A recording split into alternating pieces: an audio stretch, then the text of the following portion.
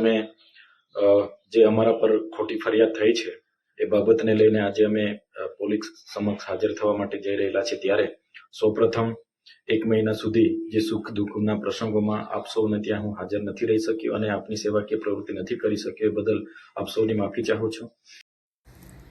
નમસ્કાર, શ્રીવન મીડિયામાં આપ સર્વેનું સ્વાગત છે। હું છું આપની સાથે ભાગ્યશ્રી ચૈતર વસાવા કે જેઓ ફરાર હતા 1 મહિનો અને 9 દિવસ અને ત્યારબાદ તેઓ આજે પોલીસ સમક્ષ હાજર થયા છે। તેઓએ પોતે જ સરેન્ડર કર્યું છે અને તેઓ જણાવી રહ્યા છે કે મારી ઉપર ખોટા કેસ કરવામાં આવ્યા છે, સાથે જ મારી પત્નીને પણ જેલમાં બંધ કરી દેવામાં આવી છે। ત્યારે હવે સવાલ એ થઈ રહ્યો છે કે જ્યારે તેઓએ આત્મસમર્પણ કર્યું છે, સરેન્ડર કર્યું છે, ત્યારે હવે તેઓ પણ જેલ ભેગા થશે કે શું? કારણ કે વનકર્મીઓને ધમકાવવા તેમજ તેમના ઉપર ફાયરિંગ કરવું તેવા કેસ તેમના ઉપર કરવામાં આવ્યા છે અને તમામ જે કેસ છે તે ખોટા છે તેવું તેમનું કહેવું છે। અને જો કે બીજી તરફ જો વાત કરવામાં આવે તો તેમના સમર્થકો પણ ખૂબ જ મોટી સંખ્યામાં ડેડિયાપાડામાં જોવા મળી રહ્યા હતા। સાથે સાથે જ જ્યારે તેઓએ સરેન્ડર કર્યું છે ત્યારે તેઓ આટલા સમયથી ક્યાં હતા, કોનો આશરો તેઓએ લીધો હતો, આ તમામ જે સવાલો છે તે પણ પોલીસ પૂછશે। ત્યારબાદ શું આખરે તેઓ જેલ ભેગા થશે કે કેમ તે એક મોટો પ્રશ્ન બની રહ્યો છે। સાથે જ ચૈતર વસાવા જ્યારે પોલીસ સમક્ષ હાજર થયા તે પહેલા એક વિડીયો સામે આવ્યો છે અને વિડીયોમાં તેઓ શું કહી રહ્યા છે તે સાંભળીએ। પહેલા જય આદિવાસી જય જોહાર। આજે અમે જે અમારા પર ખોટી ફરિયાદ થઈ છે એ બાબતને લઈને આજે અમે પોલીસ સમક્ષ હાજર થવા માટે જઈ રહેલા છે। ત્યારે સૌપ્રથમ 1 મહિના સુધી જે સુખ દુઃખના પ્રસંગોમાં આપ સૌને ત્યાં હું હાજર નથી રહી શક્યો અને આપની સેવાકીય પ્રવૃત્તિ નથી કરી શક્યો એ બદલ આપ સૌની માફી ચાહું છું। 2022ની જે વિધાનસભાની ચૂંટણી હતી એમાં અહીં 4 રાજકીય પક્ષના ઉમેદવારો હતા।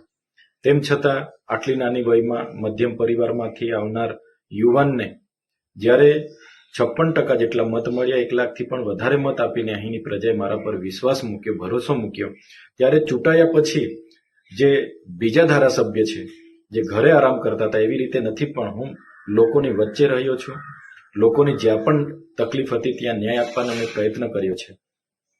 દવાખાનામાં પૂરતા ડોક્ટરો, સાધનોની બાબત હોય,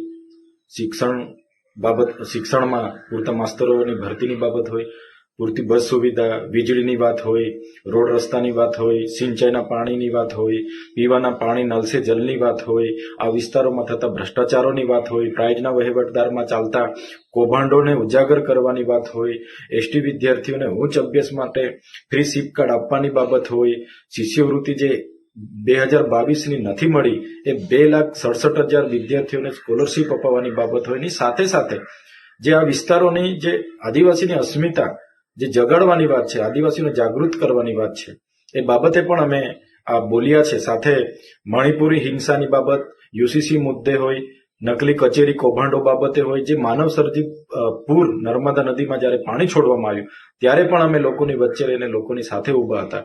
ત્યારે આટલી નાની ઉંમરનો આટલો નાનો ધારાસભ્ય અમારી સામે આંખ મિલાવીને વાત કરે છે અને સડકથી લઈને સદન સુધી લડે છે, એમ કરીને આ ભાજપ સરકારના પેટમાં તેલ રેડાયું અને એ લોકોએ જ્યારે હું ચૂંટાયો ત્યારે આ ખોટી રીતે ચૂંટાયા ધારાસભ્ય છે એમ કરીને નામદાર હાઈકોર્ટમાં પણ મારું ધારાસભ્ય પદ રદ કરવા માટે એમણે ભાજપના લોકોએ પિટિશન દાખલ કરી। એ કેસ હમણાં સુધી ચાલ્યો અને મને નિર્દોષ કરીને મારી જીત થઈ। ત્યારે આ લોકો કઈ રીતના અમને ફસાવીએ એ ષડયંત્રના ભાગરૂપે આ ખોટા કેસો કરવામાં આવ્યા અને આજે મને અને મારા પરિવારને હેરાન કરવામાં આવે છે। તમે સૌ જાણો છો, ગઈ લોકસભા 2019ની લોકસભામાં પણ આવી જ રીતે લોકસભા પહેલા મને એરેસ્ટ કરી લેવામાં આવ્યો હતો અને લોકસભાની ચૂંટણી પૂરી થઈને 3જા દિવસે મને છોડી દેવામાં આવ્યો હતો। તો આવી જ રીતના આ વખતે પણ મને ગૌધી રાખવાનો આ કાવતરા સામે અમે લડવાના છે અને લડતા રહીશું। મારો પરિવાર કોઈ પણ એમને લોભ લાલચ આપવા માટે પણ આવ્યા છે, ઘણી દાબ દબાણ કરવા માટે પણ આવ્યા, પણ ક્યારેય અમે એમના લોભ લાલચ કે ક્યારેય એમના દાબ દબાણમાં અમે ડરવાના નથી। અમે અહીંની પ્રજા માટે છેલ્લે સુધી લડવા તૈયાર છે। સાથે સાથે આ દરમિયાન જે મને સાથ અને સહકાર મળ્યો છે, પ્રજાનો પ્રેમ મળ્યો છે, એમનો ખૂબ ખૂબ આભાર માનું છું। આ સામાજિક આગેવાનો, રાજકીય આગેવાનો, જે પણ પક્ષના અમને સાથ અને સહકાર આપ્યો છે, સૌનો હું આભાર માનું છું।